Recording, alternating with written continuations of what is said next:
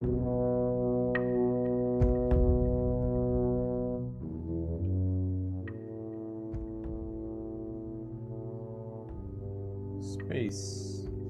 the final frontier. These are the podcasts of the podcast Enterprise. Its only mission to explore story structures, to analyze our favorite characters and plot lines, to boldly talk about what everyone has seen before.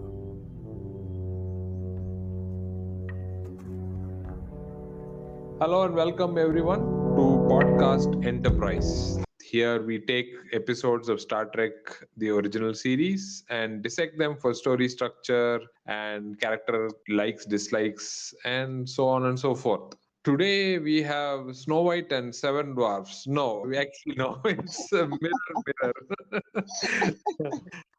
So we have mirror the episode on Star Trek, surprisingly. Anyway, what is that all about, and what's the summary all about? I am Bala Ramudurai, the regular host, and with me I have my regular hostess, co-host Parvati Ramkumar. Say hello, Parvati.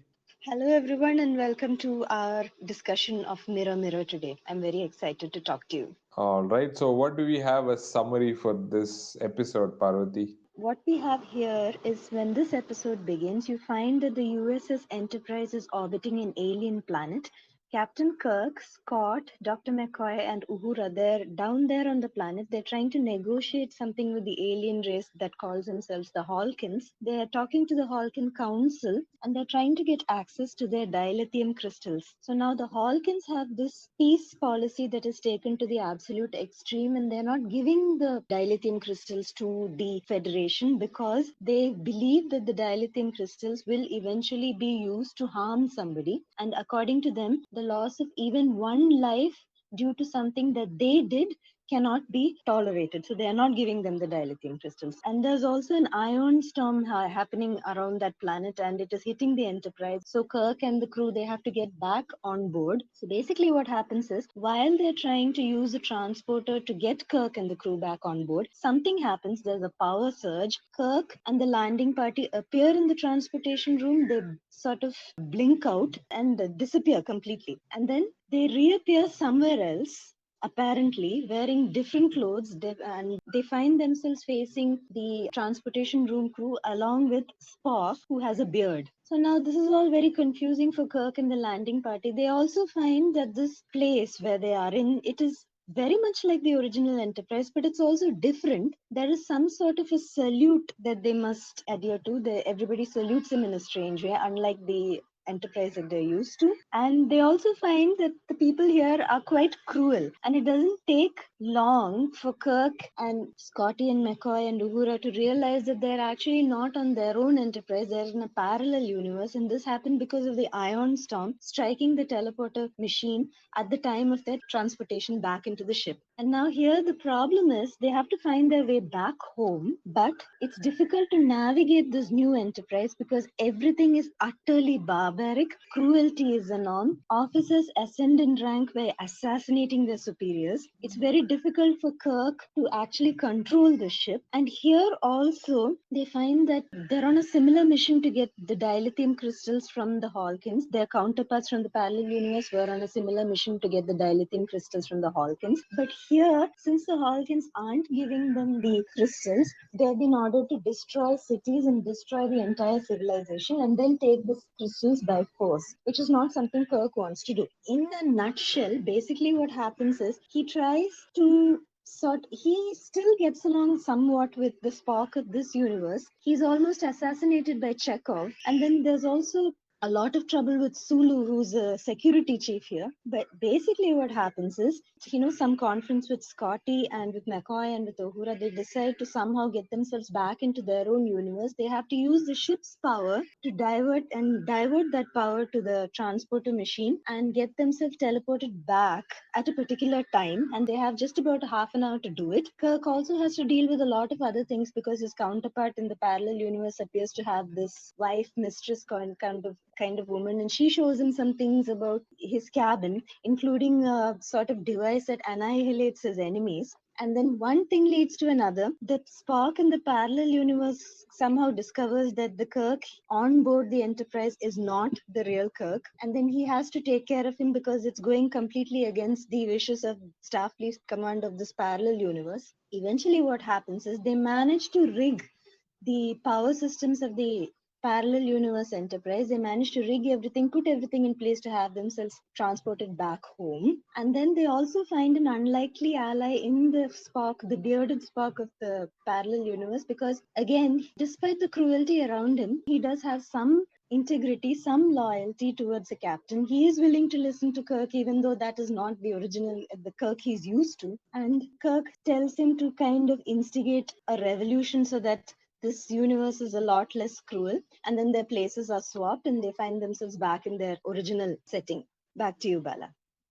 Okay, the four-act structure, this one also follows that. And we have the teaser in which we see that there's a pacifist with the dilithium crystals trying to negotiate with the landing party and a magnetic storm going on. That's how it starts. That's the context that we are given. And at the end of it, when they're transported back to their ship, first of all, the landing party finds that Spock is with a goatee, and they're wearing all sorts of different costumes. They're saluting differently. They're in fact saluting where there were none. And it ends with Spock using the what he calls the agonizer for a mistake that Kyle had made during the transportation. So that's how the teaser ends. We don't know what's going on. Why is Spock so different? And first act starts with the idea that everything is reversed compared to their own world. So Kirk comes up with the idea that this is probably a parallel universe where it is brutal and savage, and that's how this whole thing starts. They start exploring this universe and how different it is. And towards the end of the first act is when the captain realizes how different it is, because there is an attack on his life with Chekhov trying to assassinate him, and Chekhov pretty much says that he's going to get away with it also. So that's how first act ends, with Captain in serious trouble. In serious trouble. The second act starts with Kirk, McCoy, and Scott getting to. Of course, he's got an ally even in the henchman Chekhov hires. That's how Kirk gets out of it. And now Kirk, McCoy, and Scott have to get together to see what's up. I mean, what can data can they gather? What information can they gather from the particular time? So then Kirk now uses all his leadership qualities to send people on different tasks. Uhura is given a task, Scott takes up some instructions, and McCoy also has to do something in it, and now Kirk has to sort of find his way around. That is the first start of the second act, and end of the second act is Spock pretty much says that he's got a private message clearly ordering him, that is Spock, to kill Kirk if he doesn't destroy the Halkans. If Kirk doesn't destroy the Halkans, that is. It's a pretty grim ending because Kirk doesn't want to kill the Halkans because they are sticking to their principles. However, if he doesn't do so, he is dead. So because Spock clearly told him that I am going to kill you because that's the only alternative left. Third act starts with the fact that they have 4 hours as a deadline before the 12-hour deadline. There are a lot of deadlines in this episode. There was a 12-hour deadline, and now it becomes a 4-hour deadline. Later, it becomes a half an hour deadline. So lots of deadlines in this one. When Kirk walks into his quarters, he meets Marlena for the first time, and seems like she is the captain's woman, as she labels herself. And he gets to know of the powers that the captain has in this universe. So that's pretty much the whole of third act, where he gets to know about his own special powers, and he's also trying to get himself and the landing party back to where they belong. That's going on also. Towards the end, Kirk gets to know everything about the landing party, and his worst suspicions come true. And so now Spock has to stop these people from making a mess of their current situation. And my favorite fist fight is pretty much the end of it's going to come to that. So that's what it looks like. There is a fist fight, and then at the end, when they seem to have taken control of the situation, Sulu is there now threatening Kirk and Co. that he's going to take over now and kill them all. He has 3 red shirts accompanying him. He's going to take over from here. So fourth act starts with, of course, we are already given a clue that Marlena is watching from the captain's quarters and she's going to help out. Accordingly, Marlena kills all the red shirts, spares Sulu somehow, and of course, Sulu is knocked out with just a simple punch, I think, from Kirk. And that goes on. There's a lot of back and forth, and they somehow, with Marlena trying to come in, Uhura trying her hand at fist fight, and so many things happen. A lot of logic and counter logic and insult and counter insult and all that happens, and then finally they get back to their own time. The final sequence, the witty sequence usually, or the light moments also are a little elongated than usual, but it ends with all of them smiling at each other and nice, likable, and etc. etc. So it goes on and on. So pretty interesting episode, that Mirror Mirror. So what do you think about this episode, Parvati? Mirror Mirror on the I wall. quite liked it. Yes, I knew there was something off the first time I watched it when I saw the Enterprise flipped around, and I thought they were constantly talking about that ion storm. And then when Kirk and the landing party got there with those spiffy outfits, I thought something has changed. It's definitely, it looks like a parallel universe, and it was very entertaining overall. I liked how this episode kind of switched everything around. It's almost, a lot of things are very very similar, but nothing is truly identical, and everything is exactly like you would expect if you looked at a mirror, because Kirk in in his regular universe is a good person. His Mm. counterpart is almost completely deranged. He's screaming his lungs out all the time. But the funny thing is, Spock is still Spock somehow, even though the only difference here is he has a beard, and fortunately that beard wasn't like Lazarus's beard, but still, I Yeah, don't think. it is more. It Yeah, actually suited him very well. In fact, yeah, it did. when I saw the guy without the beard, I felt like, huh, he should have had his beard Yeah. on. That kind of sort of somehow went well with Spock's appearance. It did. He looked good in it, and I think it suited him much better than it suited Lazarus. So he looked good in it. You're not going to Yeah. let Lazarus alone. I Oh can no, see I'm not going to let him go. Oh no, he took too much of my time, and that was wasted. So I'm going to get him. That's it. that. So yeah, I found it so intriguing that after all this and everybody's swapped around and you find one side good and the other side bad, and then the most intriguing thing about the whole thing is Spock is still Spock. There's no hope for him. Yeah, that's what I thought, that this is not a. I mean, it was a parallel universe for a lack of a better term, but it is more Yeah, an inverse universe, right? So it yeah, is the exact opposite of whatever. In fact, they show it also, and yeah, the episode is called so Mirror. The Enterprise goes in the opposite direction. Everything yeah. is the In exact reverse. opposite. I mean, for me, parallel universe is, there could be some similarities. That's it. I mean, they just have some similarities. That's it. Yeah. But here, this was the exact opposite. But that was the best part. And Kirk's character, I'm sure Uhura's character as well. We don't see Mm, much of that in the McCoy or Scotty there. The inverse, true. we never saw them. I found it quite intriguing, like I said, that Spock is still the same. I was half expecting to find him very emotional somehow. Hmm. When you reverse his personality, I thought maybe he Huh. would be a completely logically driven, emotional character, but no, he's still the same. That was Hmm. intriguing. I kind of also wish that we had more of Uhura, and I would like to see what Dr. McCoy of the parallel universe was actually doing in his med bay. He says it's a chamber of horrors, but I'm very curious, what do they do exactly? The mortality rate must be very high.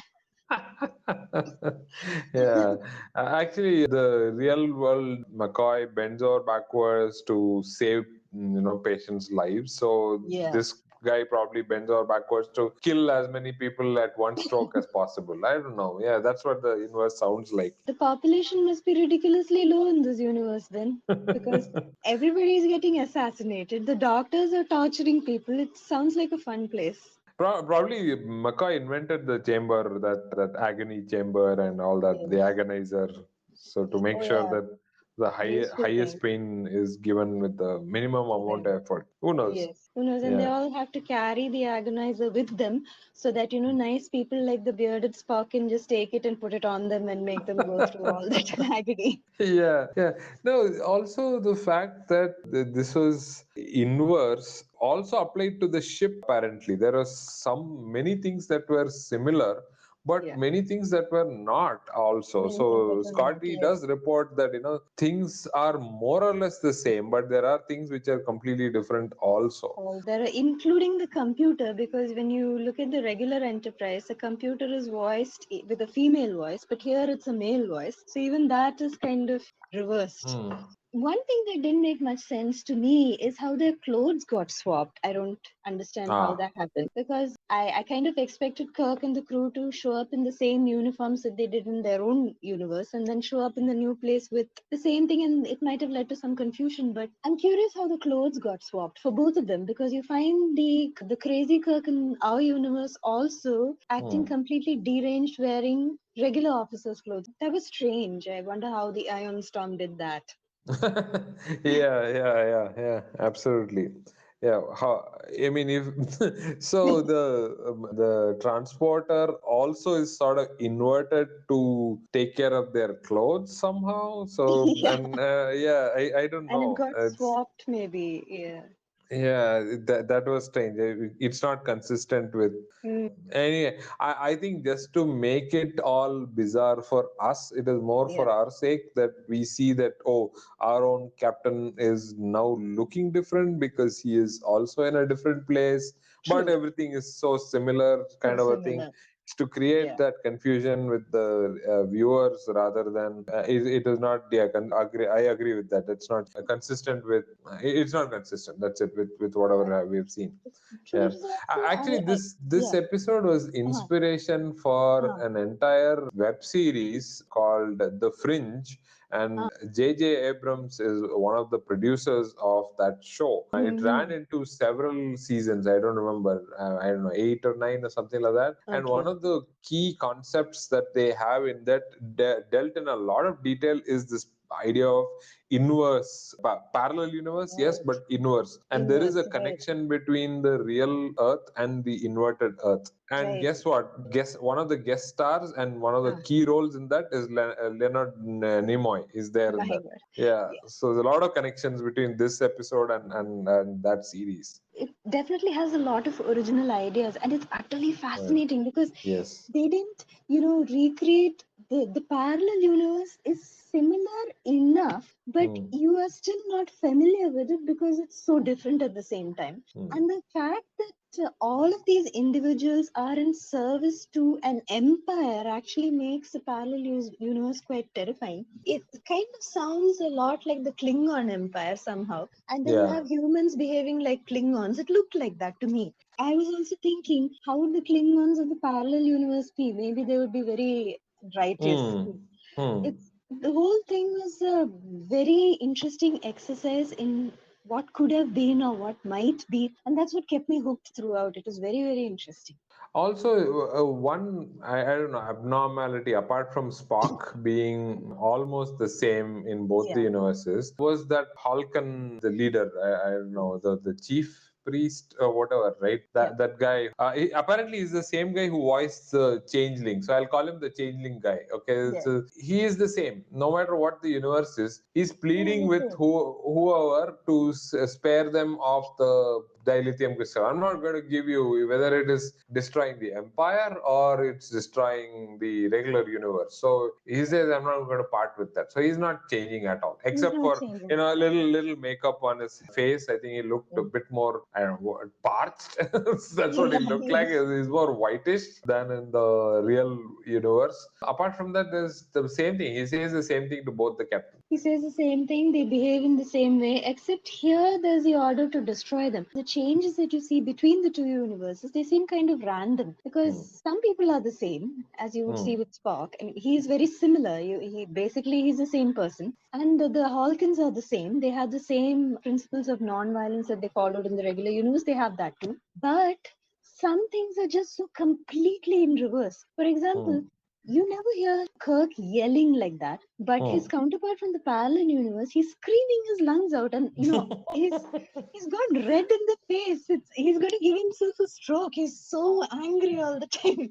I also wonder what sort of an engineer the parallel universe Scotty would have made. Did he short circuit the ship so that he can get power? I don't know. It's all very bizarre. And so seemed very, they don't explain it a lot Yeah. as to how Spock figured it out in a matter of minutes on one universe, whereas this Scott was pretty much clueless till the end of second act, right? True. In fact, even till the third act, he was still figuring out.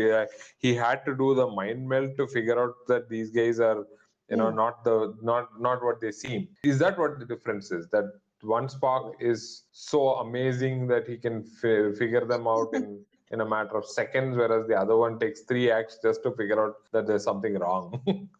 I think Spock himself explains it in the ending. He said something along the lines of, it was easier for you as civilized men to behave Ah, like barbarians than it was for the barbarians to behave like civilized men. So probably, yeah. Yeah. That yeah, made so sense. Correct, correct. so They do probably explain that. the parallel universe Kirk, when he appeared in our universe, probably started yelling orders in a very deranged fashion and made Spock suspicious. Must have Ah. ordered the crew to kill the Halkans. He must have ordered them to get back to their places. He must have asked for the agonizer. You never know. So that must have made Spock suspicious, and he figured it out quite quickly. But on what Yeah, grounds does he put him in the brig? Put them in the brig, right? So all the true. four Yeah, guys are in the brig. He doesn't have the authority. Yes, this is not the actual captain. As a viewer, I know that, but Spock doesn't know that, and he is the true. commanding officer. So how can he put them in the brig on what grounds? And there's no one Yeah. to certify him as clinically insane because McCoy himself is also the inverse McCoy. He's True. not going to certify his captain saying that he's insane because Insane. he knows True. he's the same guy. So Yeah. I found a lot of that was a bit shaky according to me. It was shaky, and I thought maybe that the parallel universe Kirk gave so many weird and violent orders that Spock was, maybe he asked Starfleet Command. I don't know. Okay. He might have asked Starfleet Command, and he had to. I don't know how he overrode all the protocols to get Kirk in the brig, but Kirk wasn't helping his case either with all the yelling and screaming. So there was also, I think one of our future episodes also has Kirk growing old mentally and physically, Oh and yeah, then yeah. Spock had to do the same thing, something similar, take Yeah, over command. Yeah, it takes a solid half an hour to get the captain on just the chair, not even the brig, on the yeah, chair to put him in the brig. It true. takes commanding officer, superior, all these officers have to be there. They have to Yeah, assemble. There's a lot everything. of procedure around it. Same with court martial, Absolutely. right? So to Exactly. Yes. this is And this, the captain of a starship. That's like one of mm, the highest positions for a first officer to just sweep these four people back into a brig. Wow, yeah, that's something. That's something. Definitely something. that was quick work. And if it's that simple, it would be very easy to see his power in our universe also, because that's all he has to do. I mean, he just has to decide that you're crazy and put you in the brig. That's it. Yeah, yeah. So, I mean, it did have entertainment value, but then again, you're left wondering how Hmm. he did it so quickly. Maybe he did ask Starfleet Command, but I'm not sure how quickly that communication would have come. The Yeah, response takes time. yeah. So it's entertaining to watch, but at the same time, you do have questions. Yeah, but one does wonder, at that time when these guys were going through all of this. So pretty Yeah. much the focus is on the real captain in the inverted universe. But one starts wondering, so what happened to that guy? And when the characters are wondering, I think they show a little bit of what happens, and then all that bribing and everything happens. That is the only time we get to see. I don't think we see a lot of that of the real world, in the episode. Pretty much our focus is on the inverted universe. In the teaser itself, I liked the idea. That was very interesting of the Halkans, like you rightly said in the summary. It is to the extreme, right? This is Mm, pacifism to the extreme. That yes. even one life it goes away, then it's our fault. So hence we're not going to do anything of that. And there's a council of elders. So it kind of reminded me of that what's that guy, the pink coat guy? God, I forget his name. Elbon was it? Yeah, it escapes me at the moment. What is his name? Let's see. Albon, something like that. That guy, he's sort of similar to that. I'm going to meditate. I'm not going to do anything. I'm just going to change. He's a little bit more hyper than Albon, rather than doing the Yeah, double faces Islborn, thing. He right. is, Yeah, right. yeah, Islborn, the yeah. Council of Elders of the Organians. Yes, I remember now. Right. Yeah. So it's sort of a parallel, but this guy is more animated, I think, compared to that. And I don't think these Halkans are anywhere near as sophisticated as the Organians were. What I thought there was this extreme behavior that they had just showed how alien they are, because they have Hmm. ideals and ways of dealing with things that are not compatible with humanity, and you can't really Hmm. understand it. So that teaser itself was, I mean, of course, it tells us what's coming up with Yeah. that Kyle agonizer stuff, because it Yeah. shows that even a simple mistake is going to cost quite a bit in Yeah. terms of pain. Fear rules what it is. So he's back on duty. He's not like he is punished and Mm. he goes away. He's back Yeah. on duty and says, okay, now was there an error from your side, Mr. Kyle? This guy says, no, I didn't do it. It was all fine. I know It this. is all That's what. fine. Don't take the agonizer again, pretty please. Just one dose is enough of the agonizer. In the first act is when they introduce the concept. I mean, they explain the concept as to Yeah. why this mirror universe is and how it is a mirror universe. We Mm. see it rather than them trying to explain it. The costumes, of course, like we remarked earlier, that was there. Yeah. Then they also have the salutes and everything's brutal, savage, and all that. That's what they mentioned. I liked how Kirk came to the conclusion, how he realized it. It took a few steps for him to Hmm. come to the conclusion that they're in a parallel universe, but considering the stress and pressure they were in, he did it quite quickly and he did it in a very convincing way. I like that part. Yeah. He did that, and also he had to know. Okay, now that he's understood the situation, he has Yeah, to go act that part, because now he's the right. captain in the the mirror universe. So now he's given some orders, but he doesn't want to act on that, right? So that Yeah. was pretty poignant moment in terms of knowing what to do, true to your character, but this is a different universe, different place. So how do you handle that? That was the interesting part. Of course, he ends up breaking a regulation and here and regulation there. It was a very brutal order, and he cannot allow them to fire. And at the same time, he has to take a decision, some decision, any decision. Canceling that order would amount to some sort of mutiny because everybody's out to get him anyway. So Hmm. he tries to delay the inevitable and get the Halkans some more time. But again, that's a breach of regulations and it makes even Spock suspicious. So Hmm. I also found it interesting, Bala, that among Spock's henchmen, was it a Vulcan? That was He interesting because noted that there was a Vulcan, and yeah, he referred to that later on when yes, some of them are threatened Vulcans. to. Yes, He's threatened by Sulu. Is it Sulu threatens him and he does yeah, a counter threat. some He of them says, are Vulcans. if I die, then you're going to have to face Vulcans. True.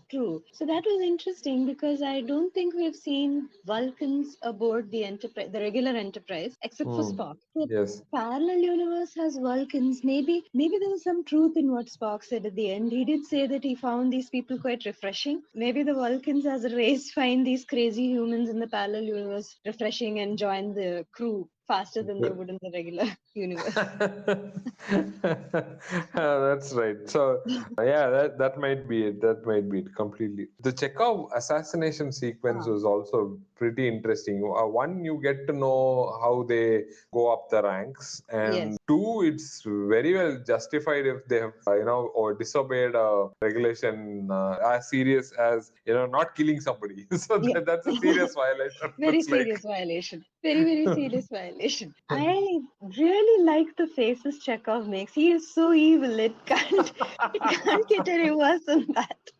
But his Russian, Yeah. what kind of fake Russian accent still says, The Russian inverted or accent real fake accent, real Russian accent still stays. that stays and the hairstyle stays, but my Oh, goodness, what an yeah. expressive face.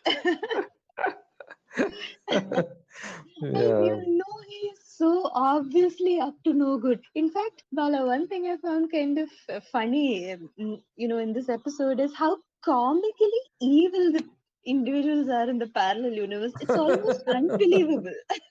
Yeah, yeah. It's one of those 80s, 70s Bollywood movie where the Yeah. villain is this pure evil guy who will, lust after the heroine, and Yes. everybody in the whole society will look down on the hero. I'm sorry, the villain. We know that this guy is no good. There's no chance. There's no hope for him. That's Yeah, that's it. it. And it, this universe is completely people with people, individuals like that. It's amazing. And the evil that comes out of them, it is so blatant and so obvious. There's absolutely no subtlety. It's Yeah, even the really, first exchange between Sulu and Uhura, oh, that was such a yeah, Bollywood moment. it I mean, this was. guy says, oh, Yeah. baby, why are you going away? You better be with me. This is where you belong. It was so Classic. over the top. It was completely over the top. And Uh, all but we are missing is actually we had the sequin top, but that Captain Kirk was wearing that. But if yeah. we had it for Uhura, then I think that it would have easily passed off as a Bollywood movie. It would have. I mean, Uhura did have one armlet type thing that's made of Huh. gold, and yeah, Oh there's a yeah, lot. yeah, yeah. Now that you say it, I remember. Yeah, yeah, yeah. Yeah, they do have a lot more jewelry on their person than people in the in the regular universe. So I don't know. They're a lot more flamboyant. They're more Hmm. evil, and they just cannot hide what they're thinking at any given time. It's all so black and white. If they want to kill you, they're going to try and kill you. That's it. There's no sticking to the shadows or anything. So maybe that's why Spock found them refreshing. Oh yeah, Uhura does wear an armband and a sash Yeah. as well, gold sash. Yes, she She does. she's of course everybody is armed with this dagger as well, right? Each one of them They has are. yeah. Yes. Apart from the agonizer, they all also have a Have a dagger. dagger. Yes, sometimes, the old-fashioned weapons do the job, but they have that. Costumes are pretty interesting, I would say. Yeah, That's one of the key things they, in that. they were interesting. I can't say I was a fan of them, but they were definitely interesting. And because they say, right, the people who are in power are, like Spock says, our ventures have been not only successful but also Yeah, profitable, he says. So clearly true. money is definitely one of the, and the inverted Kirk tries to bribe Spock in the Ah, second act also. he Clearly does. says that, money does the talking in their universe. And how much would it take to buy you? He does say that. Yeah, he So, does say that. so does it mean that the spark of the parallel universe has been bought before? Because he says it with such conviction. The parallel Hmm. universe, Kirk is so sure that money will buy Spock. Either he has misread his Spocks so spectacularly that he's not going to make a very good captain there, even when he goes back. Or the Spock of the parallel universe has accepted bribes, part of whatever system they follow there. You can't really blame him because that's all he knows, but still, it's a Hmm. little surprising. And Spock in the mirror universe also does not want command. Perhaps he probably has like a Galileo 7 episode. There's probably an inverted episode like that in the mirror universe, and it didn't go well there as well. Who knows? So he Yeah. probably doesn't want command. That's how I reasoned it out. That it comes out of some kind of negative experience that Spock has had. That he says that twice at least, saying that He I does am not not want after command. this for command. Yeah. It's what I personally want, the science part and the money. That's it. But he also mentions that he does not want to be a target. Being second in command makes him less of a target. If he were Ah. to take complete, absolute control of the Enterprise, he'd become more of a target. He does admit that he doesn't want to be more of a target. So that's also there. And then Hmm. coupled with that is probably some disaster in command, something he must have done. So Yeah. he's very practical and he wants to live. So if he takes over command, he's going to become a huge target because everybody is out to get you. Yeah, even here, because of their partnership, even in the Mirror Yeah. Universe, Spock seems to sort of side with Captain Kirk because he is the one who's he relays the private message to the contents of the private message to True. Kirk saying, "Hey, watch out, or I'm going to kill you." So it shows that Spock probably at some level, yes, he valued the partnership and he sees that he's a a good tyrant. He's an Good excellent tyrant, talent, yeah. not good tyrant, but an excellent tyrant. So, Yes. which means that he can live in that shadow. He's not Yeah. very similar. He's not very dissimilar from that Marlena lady either, because she's also happy to be a captain's woman. She Right. herself says that, right? Yes, So she it's does. probably like that. It's the thinking is very similar, that they just live just under the shadow so that Huh. they get what they want, but they Yeah. are not under a threat like what the guys in power have. True. They value their life, and so they know where to stop with their ambition. I think that's what it is also. In Marlena's case, she knows how to ascend in power, but she also has this idea of how to do it without getting herself assassinated in the process. I think it's a very similar thing with Spock. He does want some of the power, and you do need some of the power to focus on your science also, but he doesn't want so much power that you would have people like Chekhov with the horrible accent trying to stab you in the middle of nowhere. That's the impression I got. One thing that I found a little bit disappointing was that here we have a bad empire again. It's getting to be a bit of a trope at this point. I wish if the empire had been good, it would have been interesting to see, because it's always, when you hear the word empire, it has to be bad. And it's I guess this yeah, is the one that started it all. Who knows? it could be.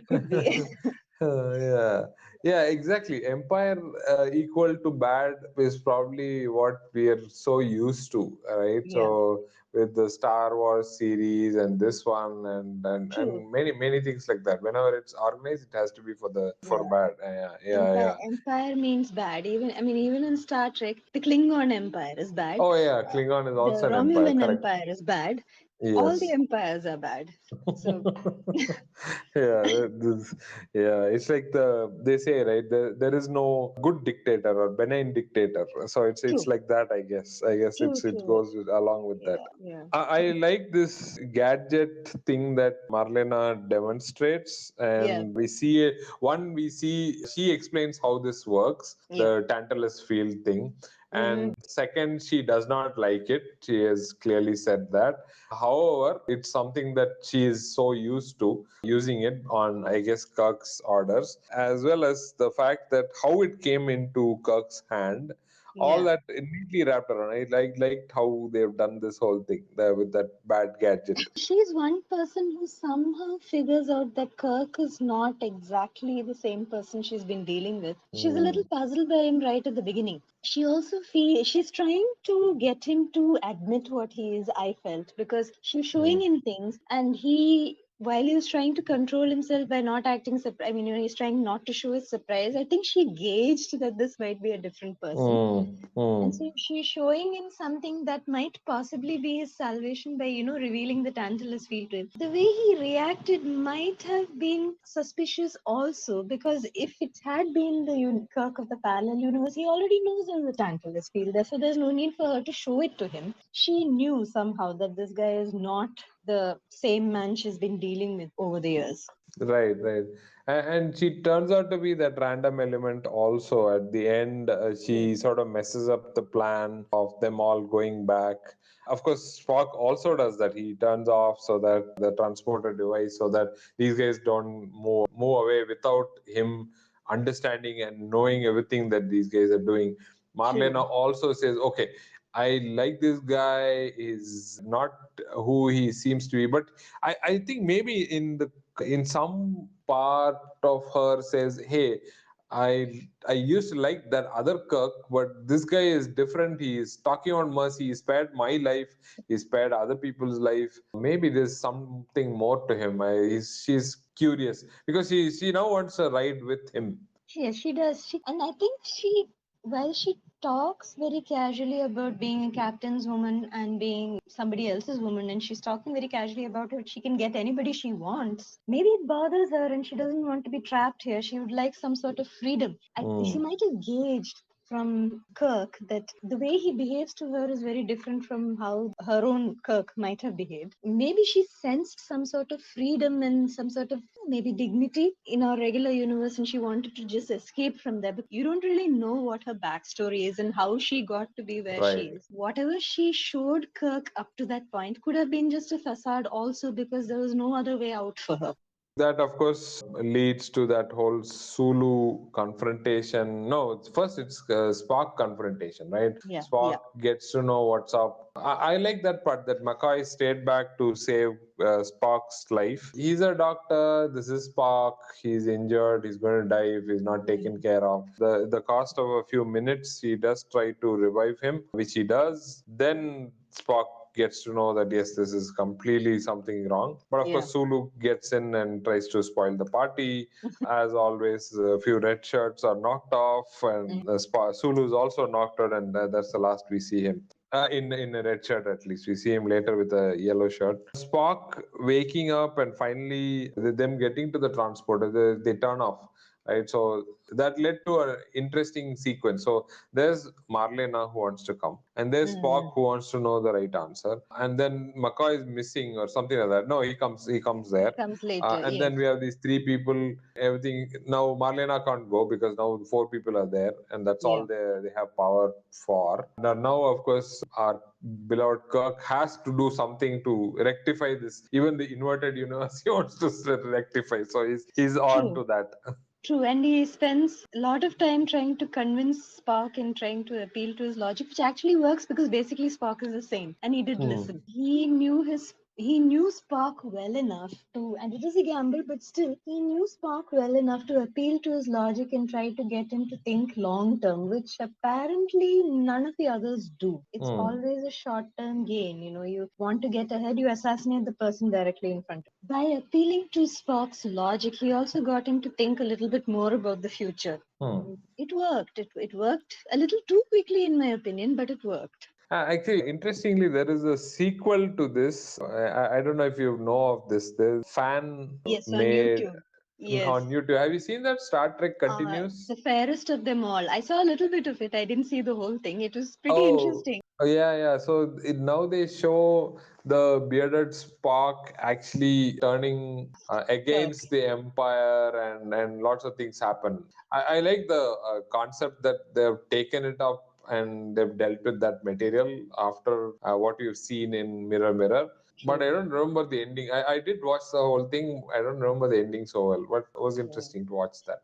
It is interesting. We never really spent much time with the evil Kirk and the evil McCoy and the evil crew. We never spent much time with them. We don't know what they would have done. It might have been interesting to see because mostly we are following the real Kirk attempting to fix things here in this universe. But it might have been interesting to see what the others might have done. And I think that fan episode did it well. Yeah, yeah, I remember. Yeah. The last sequel was this to see how. So he says Empire is illogical, right? That's that. Yeah, Before they get on board to the real Enterprise, he says the Empire is illogical and you're a man of logic. So you handle true. this. So it's very similar to what he did to Changeling, right? So he Yes, puts that kind of reverse logic on Spock, the inverted Spock, and he gets out of that. That was one part, and then the second part was the exchange between Spock and Kirk, which we discussed. So this yes. is the civilized versus barbaric, and how you could pick that up. Yeah, that was. I believe we've been insulted. That's what he says, right? So Yes. that was interesting also. That was very interesting and very entertaining because he has this way of putting things, with a deadpan expression, and you don't know whether he means what he says or whether he's just making fun of you or whether he's. McCoy is very sure, of course, that they've been insulted. And finally we see Marlena Morrow actually show up, and she has no idea who this guy is. Like, I was just debated, why are you looking at me so strangely? It screams with that expression. Like, what's wrong with this captain? True. Why is he looking at me? Does he know me? I don't think I want to stay here. Yeah, and she's not as expressive as the Marlena from the parallel universe. So I think Kirk better be careful there. Yeah. Looks like it. They may be the complete inversion. Maybe I can already see it. She's probably hate him. Yep. She might. She might, in which case there would be a lot of problems for Kirk. Right. All right.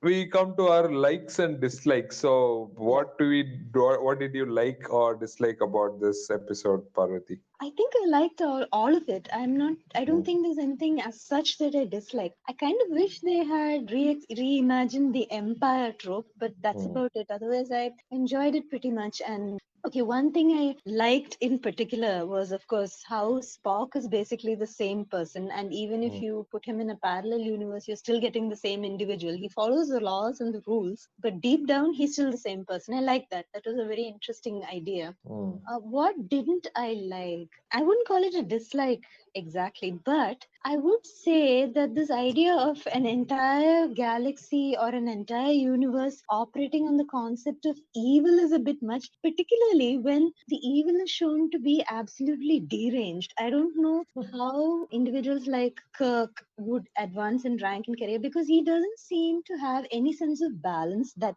the Kirk of the parallel universe. I think if they had made it a little bit quieter, the evil might have had more effect. But and I understand why they did what they did. Dramatics always wins out. But still, I mm. just kind of in some portions of this episode, I wish that the evil was a little more muted. It might have been more frightening. I feel. What about you, Bala? I have a huge list of likes. Spock in a beard, Sulu Yeah. scar. So Of course. those top my list. Yeah. And Chekhov tortured for his fake accent. That was very good. I That thought was that was why coming. he was tortured. That was coming.